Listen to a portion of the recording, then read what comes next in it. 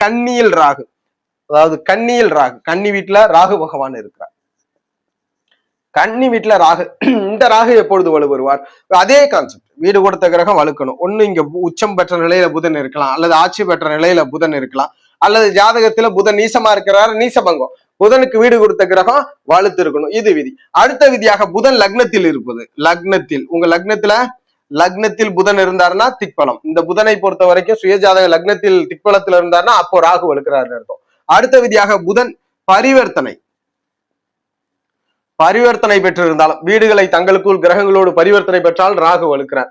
அடுத்த விதியாக புதன் வர்க்கோத்தமம் அடைவது. வர்க்கோத்தமம், இந்த வர்க்கோத்தமம்ன்றது என்னன்னா, அதாவது ராசியிலும் நவாம்சத்திலும் ஒரே வீட்டில் புதன் அமர்ந்திருந்தாலும் அப்பொழுதும் ராகு வலுப்பெறுகிறார். அப்ப ராகு எப்ப கன்னியில இருக்கிற ராகு வலுக்கிறாருன்னா, வீடு கொடுத்த புதன் உச்சமாகவோ ஆட்சியாகவோ நீசபங்கமாகவோ அல்லது லக்னத்தில் இருந்து திக்பலம் பெற்று இருக்கும் போதோ பரிவர்த்தனை பெற்று இருக்கும் போதோ வர்க்கோத்தமம் பெற்றிருக்கும் போதோ தான் ராகு வலுக்கிறார். இப்பொழுதுதான் கன்னி ராகு வலுத்திருக்கிறார்.